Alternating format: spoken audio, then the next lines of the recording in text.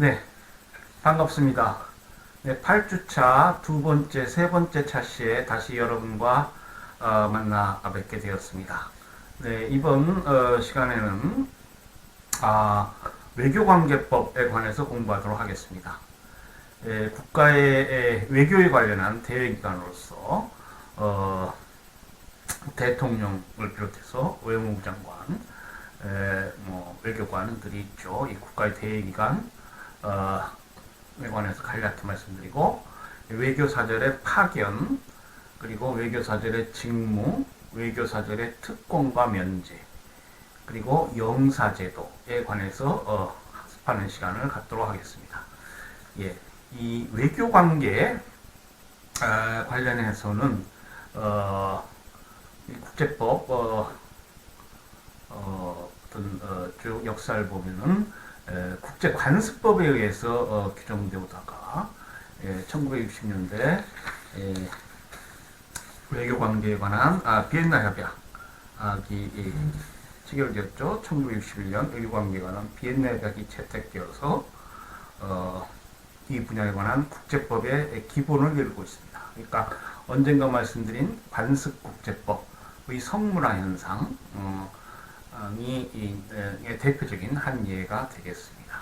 그래서 기존의 관습국제법이 이 비엔나 협약에 많이 반영되어 있고 그에 의해서 커버되지 않는 부분은 관습국제법에 의해서 규율되게 되겠습니다. 그리고 이제 영사제도에 관해서는 뒤에도 나오겠습니다만은 역시 이 비엔나 협약이 체결되어 있습니다. 예, 그래서 외교사절과 영사는 여러분이 구분하셔야 됩니다. 이 외교사절은 쉽게 얘기하면 그 파견국과 접수국 간의 관계에서 파견국을 정치, 외교적으로 대표하는 자들을 외교사절이라고 하고요. 영사는 파견국과 접수국 간의 관계에 관해서 시민적 사항에 관련해서 공적 기능을 담당하는 것입니다. 그러니까 접수국에서 자국 시민의 권리와 의무, 주로 이제 시민이기 때문에 사법적 부분의 어떤 권리겠죠. 물론 또 이제 형사 관련해서 자국 시민이 파견국, 그러니까 접수국에서 형사 절차 회부됐다 할 때 적절하게 자국민, 동국민의 이익을 대변하는 자가 필요하죠. 이 영사제도는 어떻게 보면 외교사절 제도보다도 더 역사가 깁니다. 과거 중세시대까지 거슬러 올라와서 이탈리아 지중해 연안에서 그 무역을 하는 그런 세계화에게 하지만 이제 그 당시에는 이제 지중해가 세계예요. 그래서 어떤 시장이 지중해를 중심으로 번영하고 여러 나라들이 얽혀서 시장에서 자국민의 사법상의 이익을 보호할 필요가 있어서 발전한 제도입니다. 이 외교사절, 정치 외교적으로 파견국을 접수하는 제도는 그 베르사유 뭡니까? 우리 그 베스트팔렌 조약 갑자기 죄송합니다. 이렇게 생각이 안 나요. 베스트팔렌 조약을 통해서 근대 절대 국가가 성립을 하였고 그로 인해서 외교라는 것이 의미를 갖게 되고 국제법이 태동할 수 있는 계기가 되었다라고 말씀드렸죠. 그래서 외교사절은 그러한 국제법 태동의 역사와 괴를 같이 합니다. 그러니까 17세기 초중엽 베스트팔렌 조약이 체결하고 유럽의 이 질서가 절대 국가를 중심으로 해서 전개되던 때부터 이제 외교사절 제도는 있었고요. 영사제도는 말씀드린 대로 그 이전에도 그 이전부터 있었다. 어떻게 보면 이제 역사적으로 더 오랜 전통을 가지고 있다. 이 두 제도는 분리해서 여러분이 이해하시고요. 다만 이제 그 체제나 성격은 이제 비슷하다. 뒤에 여러분이 학습하시다 보면 이제 이해가 되시겠습니다. 예. 다음 슬라이드 보시겠습니다. 자, 이 사례는 이제 Democratic Republic of the Congo, 그러니까 콩고 민주공화국과 벨기에 간의 벨기어는 벨기에죠. 벨기에는 2002년도 사례입니다. 이 벨기에가 어레스트 워런트 한번 체포영장을 발부했어요. 그러니까 콩고 민주공화국 현지 외교장관에 대한 체포영장을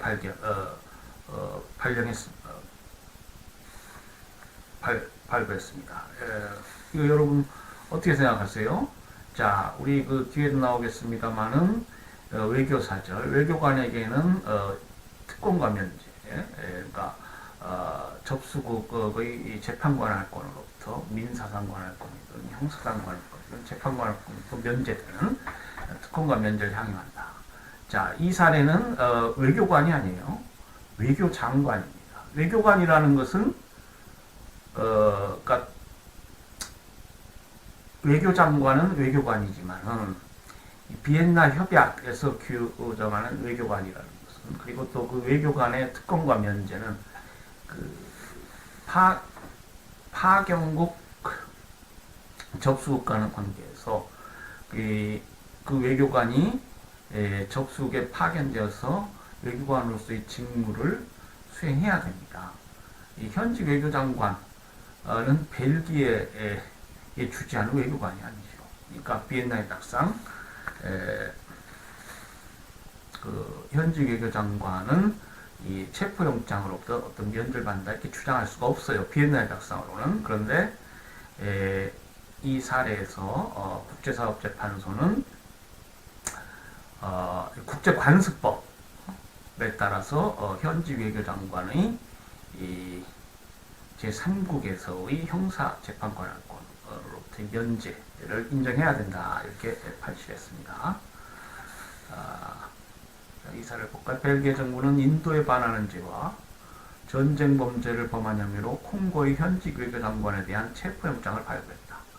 콩고 정부는 이러한 행위가 국제법 위반임을 주장하며 이 사건을 ICJ에 제소했다. 재판부는 외교장관의 면제에 관하여는 관련 조약상 명시적인 규정이 없으므로 이 문제는 관습국제법의 적용을 받는다고 전제했다. 이어서 외교장관의 기능을 검토한 결과 현직 외교장관에 대해 체포영장을 발부한 행위 자체가 국제법에 위반된다고 결론내렸다. 이 판결은 주로 근무지 국가와의 관계에서 인정되는 외교사절의 특권과 면제와 달리 외교장관의 특권과 면제는 성격상 전 세계 모든 국가에서 인정되어야 함을 지적했다. 아까 말씀드린 대로 이 외교장관의 특권과 면제, 외교사절의 특권과 면제는 여러분이 그 차이가 좀 있다 이렇게 이해하시면 되겠습니다. 이 외교사절의 특권과 면제는 말씀드린 대로 그 비엔나 협약에 따라서 제한적으로 인정이 되고요. 관습국제법에 따라서 외교장관의 특권과 면제는 관습국제법에 근거하고 있는 특권과 면제다. 법적 성격이 좀 다르죠. 자, 그래서 이제 외교관계법을 이해하시려면 이 국가의 대외가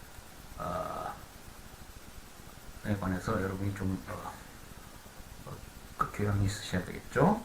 자, 국가의 활동은 국가 기관을 통해 수행되고요. 국가 원수는 국가에 따라서 실질적인 최고의 권한을 갖는 경우도 있고, 의례적인 권한만을 갖고 실질적인 권한을 정부 수반이 행사하는 경우도 있다. 영국 같은 경우는 이제 후자에 해당이 되고, 한국 같은 경우는 내정이나 외교에 있어서 실질적인 최고의 권한을 갖는 경우에 해당이 되겠습니다. 자, 국가 원수 다음으로 국가의 대외기관으로서 중요한 것은 이제 외교부 장관이죠. 외교부 장관은 국제 문제에 있어서 국가의 제1차적 대변자이고요. 국가 원수는 정책 비중이 큰 사안에 관하여만 관여하고 일반적인 외교사안은 이제 외교부 장관의 책임과 권한하에 진행이 되겠습니다. 그리고 국가 일상적인 외교 활동은 외교사절을 통해 진행이 되고요. 그러니까 상대국에 파견된 자국 외교사절이나 자국에 주재하는 상대국 외교사절을 통해 교섭이 이루어진다. 그리고 말씀드린 대로 이 베스트팔렌 조약, 이건 이제 국제법과 국제관계를 현대적으로 탈바꿈시킨 계기가 되었다고 했죠. 그러니까 그 조약 체결 이후 상주 외교사절을 파견한 제도가 일반화되기 시작했고요. 그래서 이 외교관계법이 발전되어 왔는데 이제 쭉 1961년 이전까지는 이제 국제관습법에 의해서 규율 되다가 말씀드린 대로 1961년 외교관계에 관한 비엔나 협약 이 채택됨으로 인해서 1964년에 발효되었는데요. 이 부분에 관한 국제법의 기본을 이루고 있고요. 2016년 12월 현재 한국을 포함한 190개국이 당사국이기 때문에 전 세계 모든 국가가 당사국이다 라고 해도 과언이 아니다. 외교관계법을 한마디로 이해하자면 국제사회에선 정치적, 경제적, 사회적, 문화적으로 다양한 분야에서의 국가 간 교류가 필수적인데 외교관계법은 바로 국가 간 공적 교류가 안전하고 효율적으로 진행될 수 있도록 보장하는 법제도라고 할 수 있겠습니다. ICJ 판결문에 따르면 외교관계법이 국제법의 다른 어느 분야보다도 상호주의적 이행이 보장되는 분야다. 이렇게 전제하고 외교관계법이 국제법의 다른 분야에 영향을 받지 않는 일종의 자기완비적 체제에 해당한다고 평가했습니다.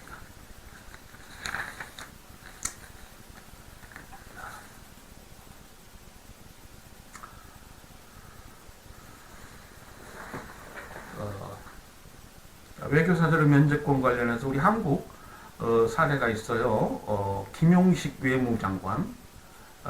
이 김용식 외무장관은 한국의 외무장관입니다. 1963년 7월 이 김용식 외무장관이 미국을 공식 방문하고 귀로 중 하와이에 2박 3일 체류했는데 김정분이라는 교포로부터 하와이 법원에 피소되었던 사건이 있습니다.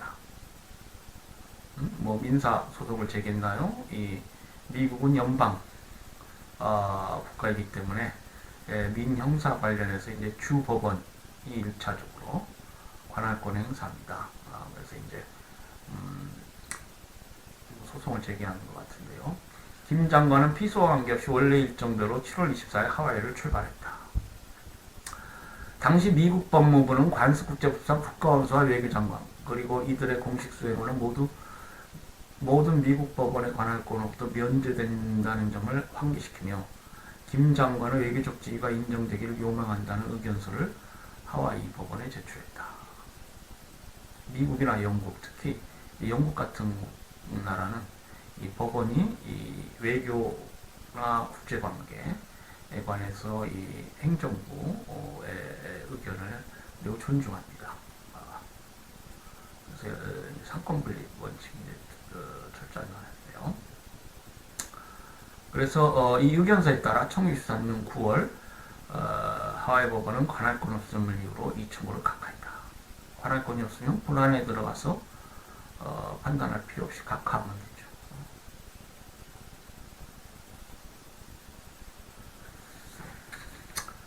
자, 외교사절 파견 그 이전에 우리 교재 471페이지 여러분 검토라고 해서 뭐 재밌는 설명이 있습니다. 외교장관 관련해서는 이제 이 콩고 사건도 그렇고 김용식 외교장관 사건도 그런데 외국을 방문한다라고 했을 때 일반 부처 장관도 방문하고 그러거든요. 그러한 일반 부처 장관에게도 유사한 면제가 인정될 수 있을 것인가?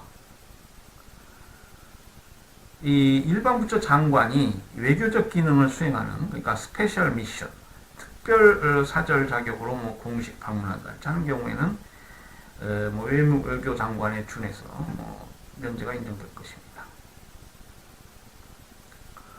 그렇지 않은 경우에도 영국 법원 선례를 보면은 면제가 인정될 사례가 있어요. 외국의 국방장관이나 상무장관 같은 경우에. 이 점에 대한 국제법은 분명치 않지만은 이렇게 국제무역이랄지 뭐 국방장관의 경우에는 이제 외교국방 연결이 되죠. 상무장관 같은 경우에는 이제 뭐 시장이라는 것이 세계 시장이니까요. 예? 그러니까 국제무역 관련해서 역시 그 통상외교 뭐 이런 걸 담당할 것입니다. 그렇기 때문에 직책상 외교부 장관은 이제 직접적이고 그 외의 장관도 국제 업무와 관련 있는 그런 성격 그런 분야의 장관에게 면제가 인정되지 않겠느냐 이런 견해가 있습니다. 이 국제법은 지금 외교부 장관에 관해서만 관습국제법을 이걸 인정한다 이렇게 돼 있고요. 다른 장관에 대해서는 아직 분명치 않다. 뭐 이런 설명이 있죠.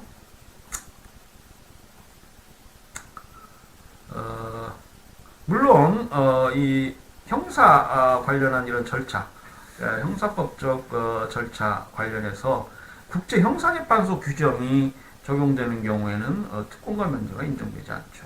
이 국제형사재판소 규정은 오히려 국가 원수나 외교장관을 상대로 하는 법입니다. 그래서 뭐 전제에 관한 범죄 중에서 물론 이제 전쟁에 관한 범죄가 직접적으로 규정되어 있지 않지만은 뭐 제노사이드 대량 학살이랄지 비인도적 범죄 이게 전쟁하고도 관련이 있잖아요. 뭐 등등 관련해서 네 가지 범죄에 대해서 관할권을 갖게 하고 있고 그리고 이제 그 대상은 보통 이런 국가 원수나 국방장관 뭐 이런 경우가 됩니다. 그러니까 이 국제형사재판소 규정에서 국가원수나 외교장관이니까 형사재판으로부터 면제해달라. 이거는 말이 안 되죠. 그래서 국제형사재판소 관할 사건에 관해서는 이렇게 특별한 이런 특별법이 있다. 그렇게 이해하시면 되겠습니다.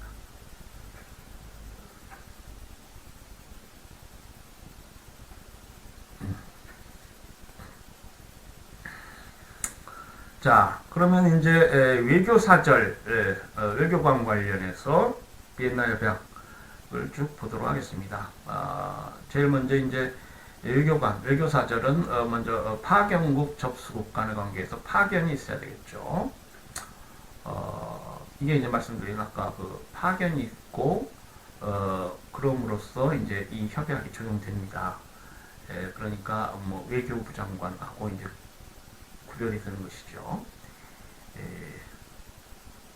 자, 모든 국가는 상호 합의하에 외교 관계를 수립하고 상주 공관을 설치할 수 있다. 제2조에 그렇게 되어 있고, 외교 관계를 수립하고 있는 모든 국가에 상주 공관이 설치되진 않으며 제3국 외교사절은 겸임사절로 임명할 수 있다. 제5조. 그러니까 이 외교 관련한 비용 또 많이 들어요. 국가 예산의 많은 부분을 차지하니까 그 겸임사절이랄지 뭐 이렇게 외교 공관을 나라마다 이렇게 설치하기 어려운 경우에는 몇 개국을 합쳐서 한달지 상주공관을 설치한달지 그렇게 됩니다. 가능하다는 것이죠. 외교 직원은 원칙적으로 파견국 국민이어야 하나 접수국이 동일하면 제3국인 또는 접수국 국민을 외교 직원으로 임명할 수도 있다. 이렇게 되어 있고요.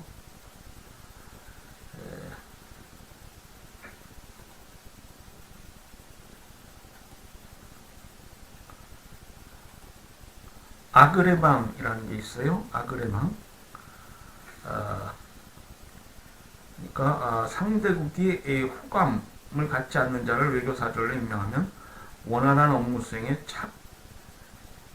빚게 되겠죠. 그러니까 외교사절의 장을 파견하기 전에 통상적으로 상대국의 수락 여부를 문의하고 동의가 있어야 외교사절을 공식적으로 임명하게 됩니다. 이 사전 동의를 아그레망이라고 합니다. 영어의 어그리먼트죠. 동의한다. 프랑스 말로 아그레망. 외교관계 프랑스 말 많이 사용돼요. 아그레망. 이 아그레망의 거부는 국가사의 비우호적 행위가 아니며 거부의 이유를 제시할 의무도 없다. 아그레망은 오랜 국제법 역사, 국제관계 역사에서 인정되어 온 것이고, 아그레망을 거부했다고 해서 그걸 비우호적 행위라고 볼 필요가 없습니다. 그리고 이게 사법 절차 같은 경우 뭐 결정을 하면은 그 이유를 제시해 주는 게 적법 절차 아니죠. 이건 외교 관계이기 때문에 거부의 이유를 제시할 의무도 없습니다.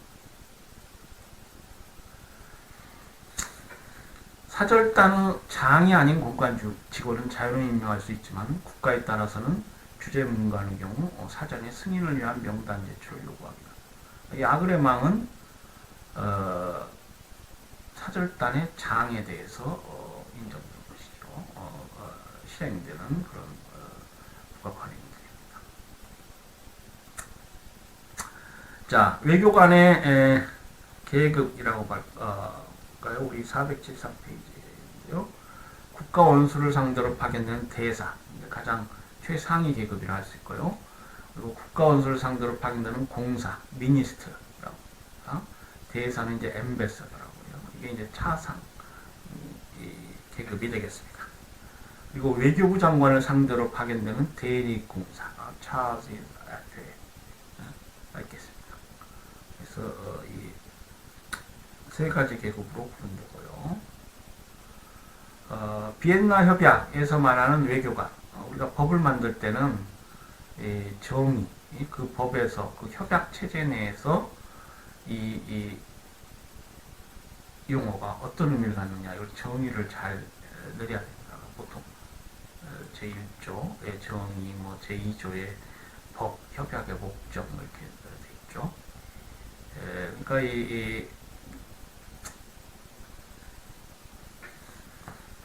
비엔나 협약 목적상 이 외교관이 어떤 자이냐, 외교 공간의 공관장, 외교직원, 행정 및 기능직원, 노무직원 등으로 씁니다. 그중 공관장과 외교직원을 외교관이라고 한다. 행정 및 기능직원이나 노무직원은 이 비엔나 협약 목적상 외교관이 아닙니다. 물론 이들에게도 제한적으로 특권과 면제는 인정이 되겠습니다.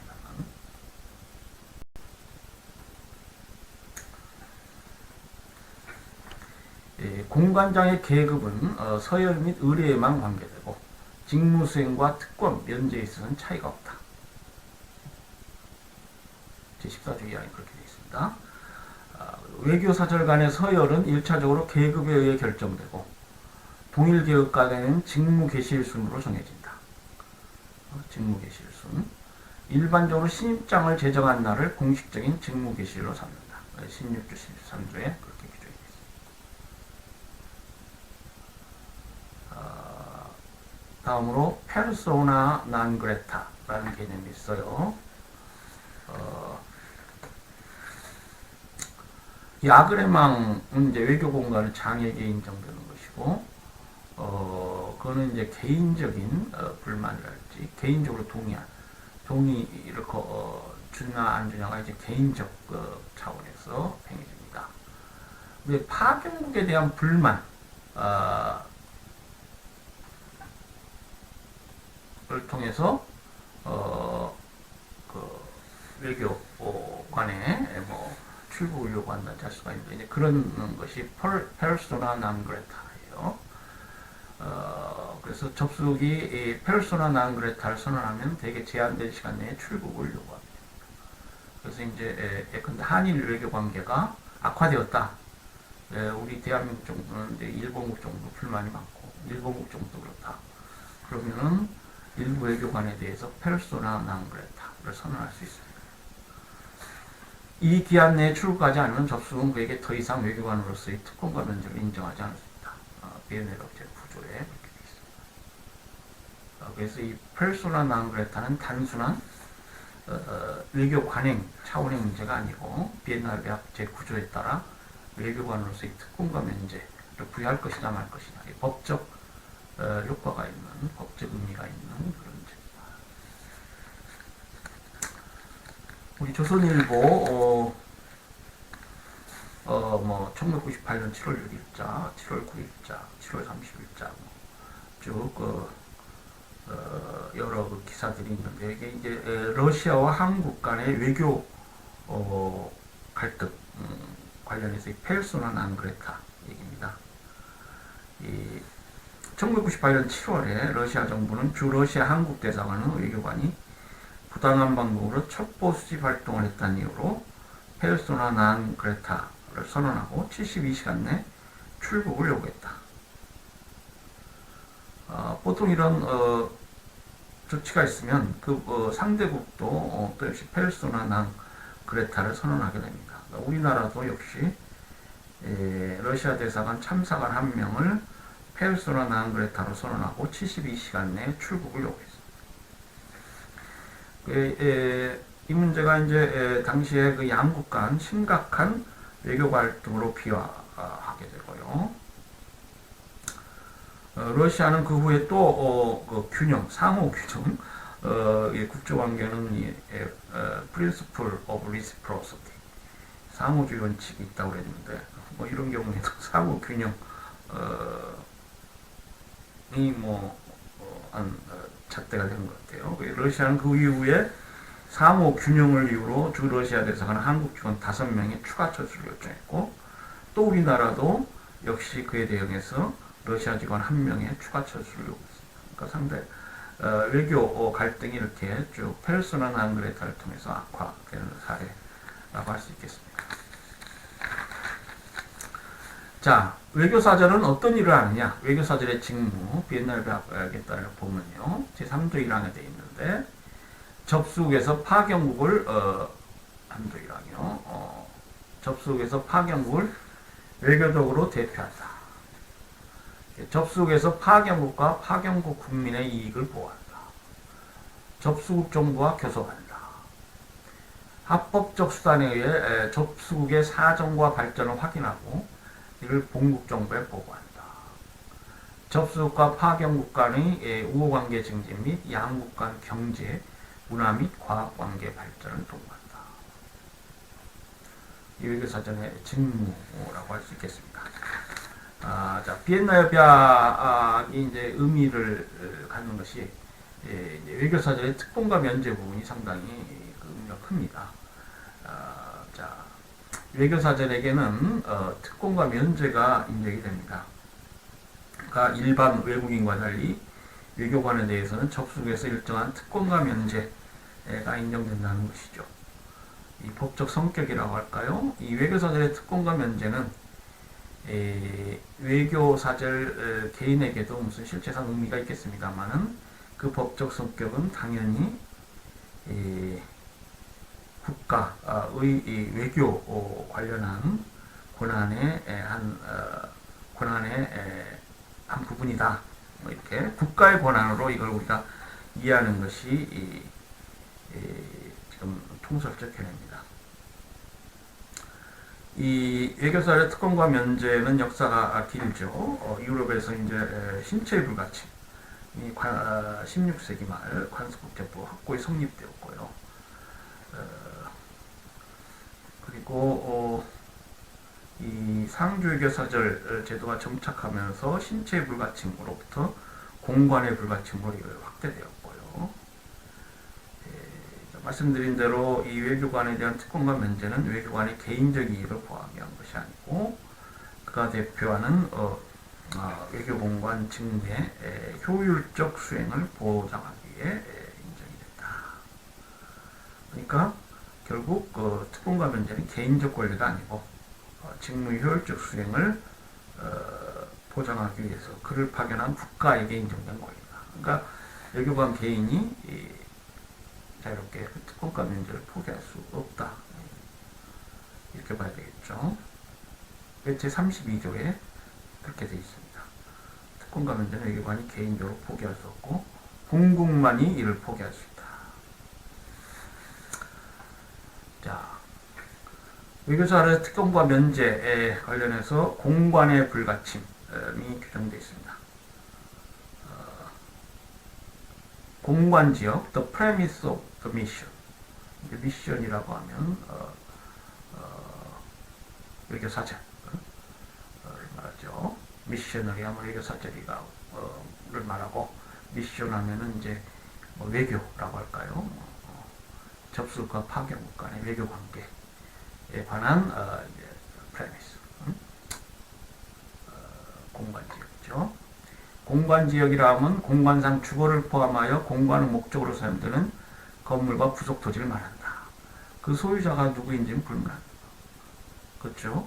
그래서 우리 여러분 저기 삼청동 근처 대사관자가 많은 그 지역 있죠. 임대해서 사용하기도 하고 그래요. 우리 그 한국인 소유 토지에 를 임대해서 사용하기도 하고 그렇습니다.